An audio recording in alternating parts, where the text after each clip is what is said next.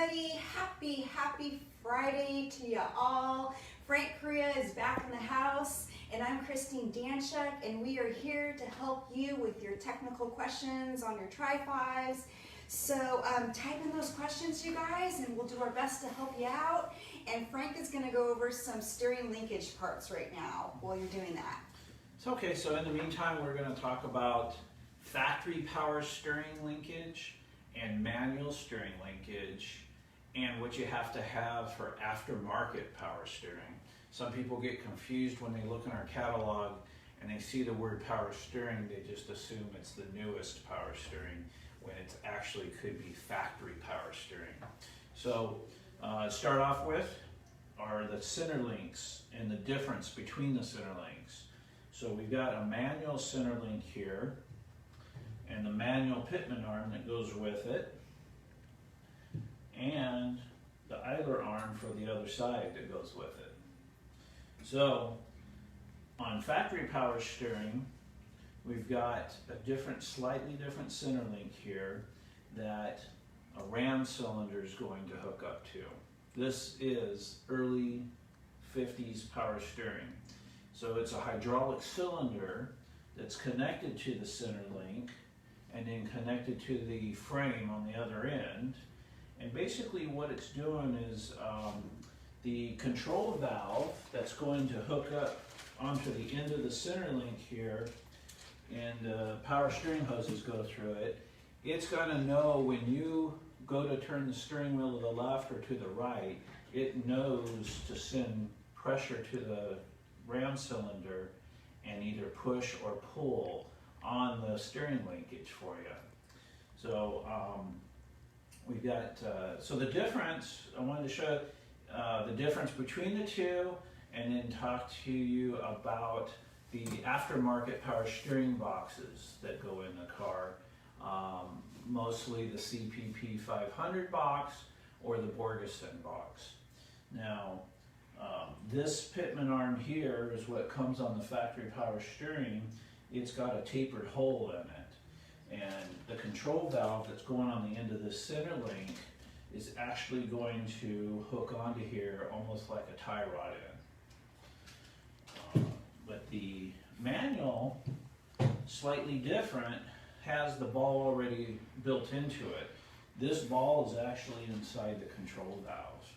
So this ball is going to go inside this center link, which has kind of more of a female socket and springs in here for all the road vibration.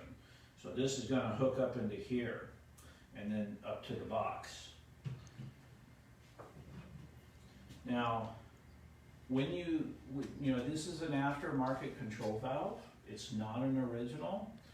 It's very similar in some ways, but it does have different hose configuration going into the valve and out of the valve. So it works just as well as the original, except for you need to use the supplied hoses that come with it and the supplied fittings for the incoming hoses. Now, when you're going to do a 500 box, it is preferred to have manual steering because now the power goes from the ram cylinder on the linkage, it's now in the box itself. So it does not need any of this stuff. So you can use the manual center link, which a higher percentage of the cars originally came with anyhow. So you're not really messing with any of this linkage. All you're doing maybe is rebuilding it before you put your box in. So you're still going to use the stock pitman arm, the stock center link, stock idler arm. Probably about the only thing you can do besides rebuilding it is you can upgrade the idler arm from a rubber bushing to ball bearings.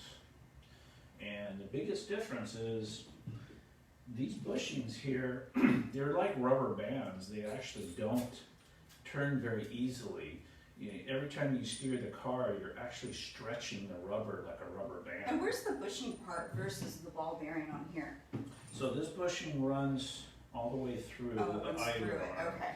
And then you got one running through the center link at the other end as well. So you're actually steering against two rubber bushings. And then these ones are going to have ball bearings at both ends. So you're going to have a set of ball bearings here, and you're going to have a set of ball bearings at this end of the center link. This is an upgrade. These ball bearings were actually designed for these cars almost when they were brand new. I have found new old stock bearing kits that are from about the mid-50s. Matter of fact, I have one that don't even mention 57 on the box. It only mentions 5 and 6. So I'm assuming they actually came out when those cars were new. They right away, all the suspension companies knew right away that the rubber bushings was not a good design. They wear out too fast. And on these here will last you forever as long as you keep them greased. And how often do you have to grease them? Depending on the miles you put on your car. If it's a daily driver, I would check it, maybe every 6 months to a year. If it's just a occasional car show car, you probably don't even have to check them that often. You probably want to put good grease in them because your exhaust system runs pretty close to this. And that's probably half the problem with these rubber bushings. When your exhaust is so close to these that probably the heat is drying them out as well, and they don't last as long. These, you just really have to worry about having a high temp grease in it, just so the heat from the exhaust doesn't melt the grease. Now with the power steering box too, now there's been customers that have came and wanted to put a late model power steering box in their car and get away from the old ram cylinder stuff, and because they had the ram cylinder. There's a way of doing that. You got 2 ways of doing it. You can either buy, we don't have it out here, but there's an adapter that will get rid of the control valve and basically make it a manual center link by taking the control valve off and screwing this adapter on. And then you remove the ram cylinder, of course, and then you can go with a power steering box. That makes the linkage manual. Or some people might want to keep all the power steering stuff together as a kit and maybe try to sell it to somebody with the pump and the ram cylinder and the center link and the pitman arm and the idler arm. Sell it as a kit to somebody and then just go out and buy a brand new manual center link kit, which you can buy this in a kit with the center link, the idler arm, and the pitman arm as a set. So I was going to see if we had any questions rolling in yet. No questions yet. You guys don't be shy. We're only here for a half hour every other Friday. So get those questions coming in. And we also have brand new steering arms, just in case you need them. Checking these, if the car ever been in an accident, I'm assuming these can get bent. So we do have replacements. And then these are rebuild kits for the original power steering. So we've got a full rebuild kit for the pump, plus we carry the hard parts inside the pump, like the vanes and rotor, in case those are pitted up and no good. This is a seal kit for the pump. And then this is the rubber grommet kit for the end of the ram cylinder. And then this kit is the ram cylinder rebuild kit if you have a decent ram cylinder. If your ram cylinder has just got a leak and this chrome shaft is not bent or scratched or scored up real bad, then you can just rebuild it with a seal kit to keep it from having a leak anymore. And last thing here, now this is a control valve rebuild kit. This is everything to rebuild the original control valve. I don't believe this will work in one of the replacement valves, but this is for the original. Now that job is not as easy as the ram cylinder. This is a much harder job to do. because there is some specs on the ram cylinder. If your ram cylinder has some worn out parts inside, any of the hard parts, then this may not actually end up working for you. You may have to track down a better control valve to rebuild. The only thing we don't have out here is we do have a pair of rubber grommets for this end of the ram cylinder available as well, which actually is the part that hooks into the center link. What are these? Those, part of the kit too? those are the hoses that are going to come with the control valve. They're a little different than the original. These have a U-turn hook on because the outlets on this control valve are on the opposite side. So instead of it being a straight fitting coming out, it's got to loop around to the other side. And then these elbow fittings, same thing for the hoses coming from the pump. The originals came into the side of the control valve. This valve, they go in from underneath. So to keep the hoses from dragging on the ground, they have these sharp elbows that are adapters that go on first, and then the hose will hook into these. Okay, we have a question from Michael. He is asking, do you have this kit set up for the 55s? Is it bolt in or any modification needed? Are we speaking of original power steering or late model power steering? Okay, so Michael, let us know, okay, which power steering it is. Let's go on to David Homan. He wants to know, what headers do you recommend for 454 and CPP power steering box? Okay. Of course, always it's going to be a tight fit.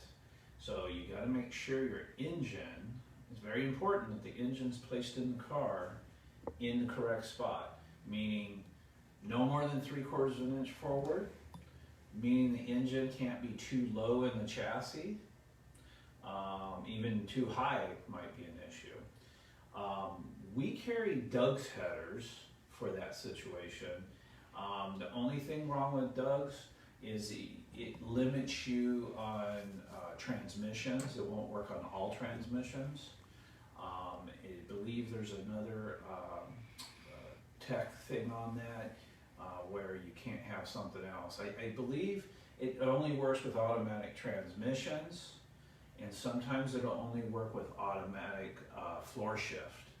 So it'd be something you'd have to look at in our catalog at the specifics. If we don't have the header that fits your criteria, there is one or two other companies that do make excellent headers that can work with like 4-speed and 5-speed manual transmissions. Okay, so Michael says it's original, but let me repeat his question again for those of you that didn't hear it. Do you have this kit set up for the 55s, and is it bolt in or any modification needed? So yeah, original steering. No, when you do a conversion from manual steering to factory power steering, no, there's not any real big modification. Nothing more than what the factory would have had to do. I don't have the bracket for this, but there is a bracket that bolts onto the frame. So there is a couple holes to be drilled for the bracket. I don't think they offer a complete kit right now as a whole. They used to, but I want to say there could have been something that was discontinued or temporarily discontinued that kept them from building the kit, or one of the parts having trouble. So I think we have just about everything. Now, they do not make an original pump.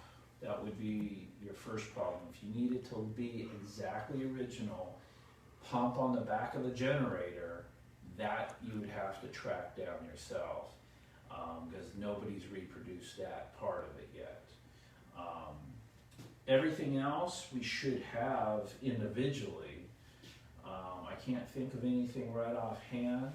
I mean, there is like a special bolt for this to hold this in.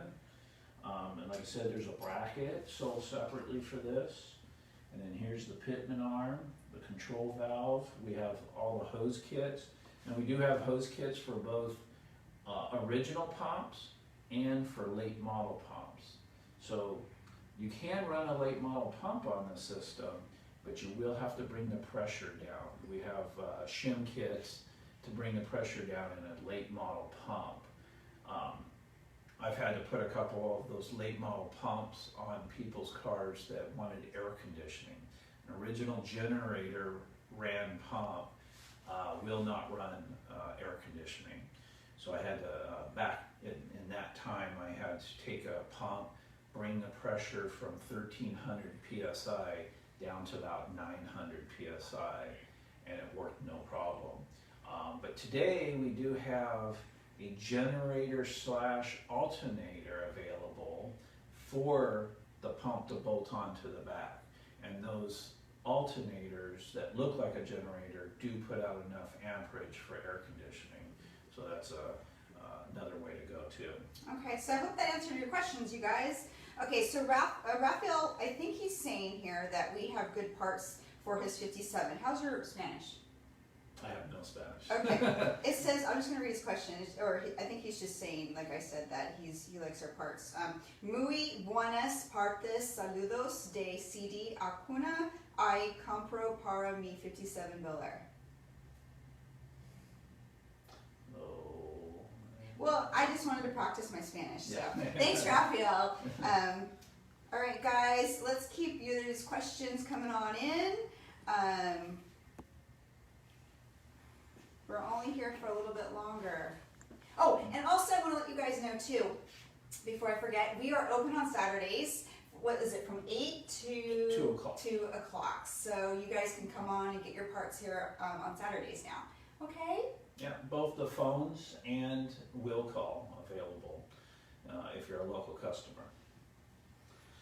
So, like I said, I guess the most important thing is if you wanted to convert over to factory power steering, we would have to piece everything together if you have nothing at all, and make sure that we have everything in stock. Because some parts go in and out of stock pretty quick, and then if the vendor doesn't have any in stock, then we may have to wait a little while. And what do you prefer? Do you prefer the power steering or the manual? What do you have? I've actually had, in my 55, manual steering for several years. I drove it actually as a daily driver with manual steering. Wow. And that was only because at the time, not the factory, but of course the factory stuff wasn't being produced when I was driving it every day. And the late model power boxes that were available that many years ago weren't the greatest. Now today, the boxes are much, much better, much newer technology, practically leak-proof compared to what they used to be. So now the car's being redone. I am refinishing it from top to bottom, and it's going to have a late model box in it with a new column. But I have driven original cars with original power steering, and I mean, this stuff actually works pretty good. I mean, if you struggle with manual steering, these definitely do work. They're not as nice as late model power steering, but they do take out a lot of the effort that it takes to steer one of these cars. And of course, when you take one of these cars and put custom rims and tires, let's say 7-inch rims up front with tires that are practically double the width on the tire tread, it's going to be a lot harder to steer your car, especially in parking lots. So you would say then to switch over to power steering? Would that make it easier then? Yeah. I mean, especially as people get older and don't have the strength in their arms to steer. Or they're like me, they're not very strong. Yeah, or if you switch the steering wheel out from the large 17-inch steering wheel, or I'm sorry, 18-inch steering wheel, and you go all the way down to a 15-inch steering wheel, that's just making the steering twice as hard as well. I used to do it when I was younger, but I don't think I would want to do it every day now. I got any more questions? Nope, we're still waiting for some questions. You guys are shy today. You can ask us anything. How's the weather? Yeah, it doesn't have to be regarding the steering. It could be anything on the cars, actually. Yeah. So I think. Speaking of though, the weather is so nice down here. We're so lucky today. It's beautiful out. So you can go cruising today in your Trifive and enjoy this beautiful spring weather that we're having. We don't have the idler arm here for the factory power steering. I just thought the idler arm was changed a little bit for factory power steering. Both the bends that are in this idler arm are slightly different, and if you don't switch it out, the center link won't sit very level. I'm not sure. I guess it has something to do with the pitman arm and the control valve. Puts the center link at a different height, and so they had to recreate, they changed the idler arm a little bit. I've worked on a car once. I was getting ready to rebuild the idler arm, put the bearing kit in it, and I noticed the customer's center link set uneven, and come to find out the car had factory power steering at one time, and when they switched it to manual, they only did the pitman arm and the center link.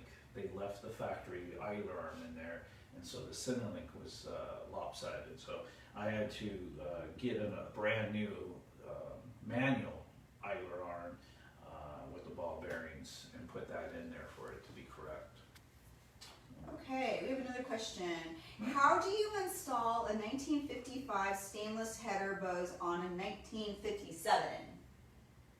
All right, so the 55 two-door hardtop only had 3 chrome bows outside, and it had 3 internal wire bows that you don't see. Can you explain what a header bow is? Because I don't know. So the header bow is what supports the headliner. Okay. So the headliner is going to be stapled all the way around, all 4 corners basically, and then the bows are in the middle supporting the headliner. So in 55, to kind of dress up the inside of the car, they decided to change 3 of the bows to an external chrome bow, and then they had 3 internal hidden wire bows. Why they did half and half, I'm not sure, because all 3 years of Nomads, every single bow from front to back is chrome plated externally. 56 owners and 57 owners with 2-door hardtops only is the only ones that you're going to have a chance to do it. Now you have to order your headliner as a 55 headliner, because where the 3 bows go, there's cardboard inserts sewn on the outside of the headliner that go inside the bow, and then those 3 pockets on the back side for the internal bows. So no matter what color headliner you want or vinyl you want, it has to be ordered as a 55, and most likely without someone's 55 to get measurements from, you're going to have to mock it up with the new headliner. The new headliner is going to have to tell you where those 3 chrome bows go, because you're going to have to drill a couple holes on the sides of the roof for sheet metal screws to hold those bows. Each bow has a tab with 2 sheet metal screws, and you're going to have to use that headliner to kind of place the bows from front to back. And then you're going to use 3 of your original internal bows for the other 3. All right. Okay, hope that answered your question. Let's see here. What is the difference between date-coated glass and non-date coated glass? Okay, that's a good question. We don't put date-coated glass in custom cars. Why is that? Because date coating, GM or LOF did the date coating, so they know, I guess, basically how old the glass was and how long the glass was going to sit on the shelf before it got put in a car. So date coating a piece of glass today would be for someone who is building their car as a concourse original car. So you're going to a car show and entering the car as original, and you want to not lose any points in the judging because you don't have original type date coating like the car came with. If you're doing a custom, especially smoke glass, but just a custom in general, the judges aren't going to care that you have date coating on the glass. Matter of fact, they might even look at the car kind of strange if you got a custom and you got date coating all over the glass. So that's really the only reason that somebody would date coat, is that they want it to be dead nuts original looking. And usually the date coating gets done, all the glass usually gets date coated the same based off your VIN number, because the VIN number can tell us what month that your car was built at that particular assembly plant. Originally though, glass, most likely all the flat glass would be dated the same, but usually the front windshield and the back window would have been dated differently. Could have been dated a month different or 2 months different from the rest. If they were on the ball, they might have all the glass dated the same, but it was never 100% it was going to be that way. Okay. Gordon wants to know, are we ever going to make rear armrests for a two-door sedan Bel Air? Because it's very hard to find. So does that mean the rear armrests? Yeah, he says that. Bel Air sedan? For Bel Air's, or Bel Air sedan. I don't know what year. Gordon, what year is it that you're looking for? Because we do have, for sedans, we have 55 and 56 armrest, but they are only available in black with the ashtrays. So maybe you're speaking of 57. I don't believe we have a 57 Bel Air armrest. Yes, he has a 57. Okay. That's what he was looking for. Yeah, they don't make that one yet. I'm not sure what the holdup. I mean, right now I believe there is only one guy even doing all of the plastic armrests at this time. So to be honest with you, I don't know what the holdup is in getting one made. I know tooling's not cheap, that's for sure. And then with all the situation within the last, 2019 and 20, I'm sure that's going to be an issue now. But from before, the only thing I can think of is sometimes the tooling cost is so high that you have to weigh out how many you're actually going to sell if it's going to actually pay back your tooling, eventually. Okay, great. Thank you, Gordon. All right, another question. On a two-door hardtop, how is the rear headliner held in? Is it held in by a tack strip or the inside Garnish molding? Molding. Okay, what year? I do not know what year that is. Okay. So it's the Garnish molding. Sorry, guys. So we'll go over all the different models. So 55 through 7 hardtops. Everything's stapled into tack strips, front, rear, sides. But when it comes to the sedans, it's a little different. 57. 57, okay. Yeah. So we'll go over both. 55 sedans had tack strips on all 4 sides of the headliner because across the back window there was a trim molding on 55 only. So they were able to put a tack strip, staple the headliner, and then cover it up with a molding. But starting in 56, so for 56 and 57 sedans, they decided to get rid of the trim molding and get rid of the tack strip back there. And when you buy a headliner, there's actually a piece of cardboard sewn to the back edge. And in your roof line, up in the roof, there should be some big teeth stamped in the sheet metal. The cardboard gets shoved in behind those teeth, or it might be kind of woven through the different teeth in the rear. And then you'll notice in our catalog that 56 and 57 sedan back window seals are different from 55 because those rubber seals have an extra large lip of rubber that actually hides the edge of the headliner instead of trim molding. There's probably nothing stopping you from putting trim molding in there except for the 55 trim molding is very rare to find and it's not reproduced. You would need to have the big piece that goes across the roof line and you would have to have the two small pieces that run down each pillar. Very hard to find all three pieces together, and I'm sure when you find it, it's not going to be cheap. But that would be a different way. And then you would have to put a 55 back window seal in without that big flap of rubber as well. Okay. Alrighty, I hope that answered your question. Let's see here. I don't see any more questions coming in, and we are out of time. So I guess, is there anything else? You covered pretty much everything? Pretty much covered everything. So I guess nobody had any questions about this stuff besides the one question about a kit. But yeah, I mean, we can help you if you want to go factory. We can try to help you. If you want to go late model, we can help you. There's everything's being made for the power steering stuff, just about. Okay. All right, guys. Well, thanks for watching, and we'll see you in 2 weeks then. All right. Bye. Bye.